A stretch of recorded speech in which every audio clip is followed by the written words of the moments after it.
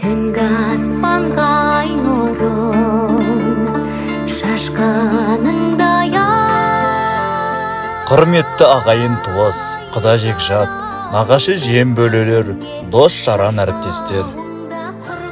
Сіздерді берекелі шаңырақта бой жеткен аяулы қызымыз Әселдің ата-ананың аялы алақанынан құтты босағасына шығарып салу рәсіміне арналған салтанатты дастарханымыздың қадірлі қонағы болуға шақырамыз.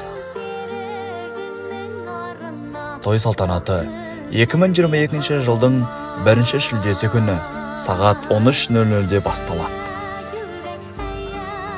Мекен жайымыз Қызылорда облысы Әйтеке би кенті Рауилия мейрамханасы. Той иелері Есет Үміткүл. Сіздерді асыға күтеміз.